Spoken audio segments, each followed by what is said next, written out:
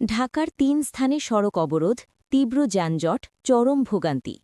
৭ কলেজের জন্য প্রস্তাবিত ঢাকা সেন্ট্রাল ইউনিভার্সিটির অধ্যাদেশ জারির দাবিতে আজ বুধবার রাজধানীর সায়েন্স ল্যাব মোড়সহ ৩টি স্থানে অবরোধ কর্মসূচি হল।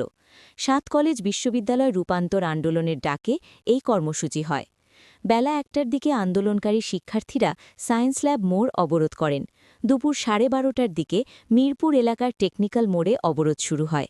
পুরান ঢাকার তাঁতিবাজার মোড় অবরোধ করা হয় দুপুর 1:45টায়।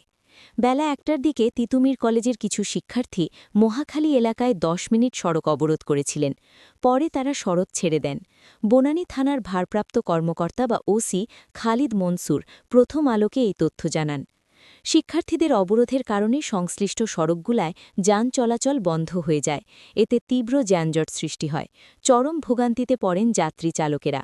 বেলা 3:30টার দিকে শিক্ষার্থীরা টেকনিক্যাল মোড় ছাড়েন বলে জানান দারুস সালাম থানার পরিদর্শক বা তদন্ত আব্দুর রহিম। বেলা 3:15টার দিকে শিক্ষার্থীরা তাঁতিবাজার মোড় ছাড়েন বলে জানান বাংশাল থানার পরিদর্শক বা তদন্ত সোহিল হোসেন। পুলিশের নিউ মার্কেট অঞ্চলের অতিরিক্ত উপকমিশনার শওকাত আলী বিকেল 4টের দিকে প্রথম আলোকে বলেন, ঢাকার অন্যান্য স্থান থেকে শিক্ষার্থীরা সায়েন্স ল্যাবে এসে কর্মসূচিতে যুক্ত হয়েছেন। তাদের বুঝিয়ে সড়ক থেকে সরিয়ে দেওয়ার চেষ্টা চলছে।